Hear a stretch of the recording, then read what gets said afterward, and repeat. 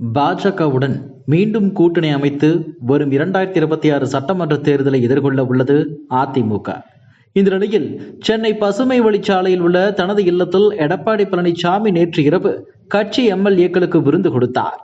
அதிமுக எம்எல்ஏக்கள் மற்றும் மூத்த தலைவர்களுக்கு சைவ மற்றும் அசைவ உணவுகளுடன் எடப்பாடி பழனிசாமி விருந்து அளித்தார்.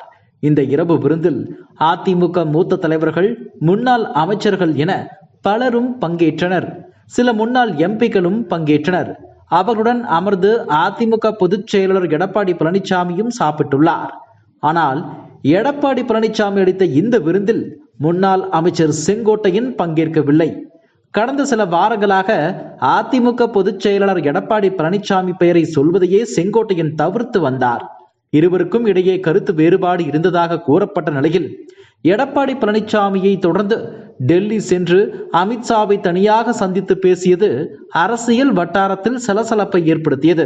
பாஜக தலைமை அதிமுகவுடன் கூட்டணி அமைக்க செங்கோட்டையனை வைத்து காய் நகர்த்துவதாகவும் கூறப்பட்டது. அண்மையில் சென்னை வந்த மத்திய உள்துறை அமைச்சர் அமித்ஷா அதிமுக மற்றும் பாஜக கூட்டணியை உறுதி செய்தார். எடப்பாடி பழனிசாமி உடனான பேச்சுவார்த்தைக்கு பிறகு அதனை அறிவித்தார் அமித்ஷா. ஈரோட்டில் கடந்த வாரம் நடைபெற்ற ஆர்ப்பாட்டத்தில் பேசிய செங்கோட்டையன், எம்ஜிஆர் ஜெயலலிதா வழியில் எதிர்க்கட்சித் தலைவர் தமிழ்நாட்டில் சிறப்பாக ஆட்சி செய்ததாக கூறினார். அப்போதும் எடப்பாடியார் என பெயரை குறிப்பிடவில்லை. இந்த நிலையில் எடப்பாடி பழனிசாமி அளித்த விருந்தில் செங்கோட்டையன் பங்கேற்பார் என்று எதிர்பார்க்கப்பட்டது. ஆனால் அவர் பங்கேற்காததால் குழப்பம் எழுந்தது. இந்நிலையில் சட்டசபையில் மானிய கோரிக்கை தொடர்பான விவாதம் நடந்து வருகிறது. இன்று பள்ளிக்கல்வித்துறை மற்றும் உயர்கல்வி தொடர்பான மானிய கோரிக்கை குறித்த விவாதம் நடந்தது. அப்போது பேசிய செங்கோட்டையன் எடப்பாடி பழனிசாமியை புகழ்ந்து பேசினார். எடப்பாடியாரை வணங்கி உரையை ஆரம்பிப்பதாக செங்கோட்டையன் குறிப்பிட்டார். எம்ஜிஆர் ஜெயலலிதா வழியில் நல்லாட்சி நடத்திய எதிர்க்கட்சித் தலைவர் எடப்பாடியாரை வணங்கி உரையை தொடங்குகிறேன் என தெரிவித்தார் செங்கோட்டையன். இவ்வாறு அவர் பேசியது அதிமுக எம்எல்ஏக்கள் மட்டுமல்லாமல் ஆளுங்கட்சி மற்றும் பிற கட்சி எம்எல்ஏக்களையும் ஆச்சரியத்தில் ஆழ்த்தியது. செங்கோட்டையன், எடப்பாடி பழனிசாமி இருவருக்கும் இடையே இருந்த மோதல் போக்கு முடிவுக்கு வந்துவிட்டதா என பலரும் புருவம் உயர்த்தினர். நேற்று இரவு இபிஎஸ் அளித்த விருந்தை புறக்கணித்த செங்கோட்டையன் இன்று காலையிலேயே எடப்பாடியார் என குறிப்பிட்டு பேசியது விவாதங்களை கிளப்பியுள்ளது. நேற்று இரவு எடப்பாடி பழனிசாமி அளித்த விருந்து நிகழ்வை பாஜக புள்ளிகள் உன்னிப்பாக கவனித்துள்ளனர்.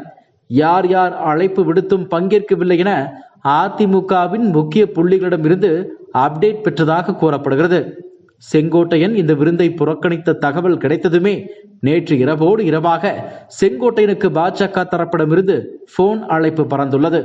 இது அமித்ஷா உறுதி செய்த கூட்டணிக்குள் இணக்கம் இருந்தால்தான் வெற்றி பெற முடியும் என அமித்ஷா கூறியிருக்கிறார். கட்சிக்குள் இருக்கும் அதிருப்திகளை சரி செய்ய வேண்டும் என அமித்ஷா சொன்ன அறிவுறுத்தலின்படிதான் எடப்பாடி விருந்து கொடுத்தார். அதையும் புறக்கணித்திருக்கிறீர்கள். தேர்தல் நெருங்கும் நேரத்தில் இப்படி செயல்பட்டால் இரு கட்சிகளுக்குமே நல்லதல்ல. தொண்டர்களும் உற்சாகம் இழப்பார்கள்.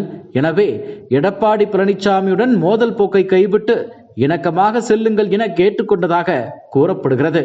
இந்த சூழலில்தான் இன்று சட்டசபையில் பேசிய செங்கோட்டையன் எடப்பாடியாரை வணங்கி என்று தனது பேச்சை செங்கோட்டையன் தொடங்கி இருக்கிறாராம்.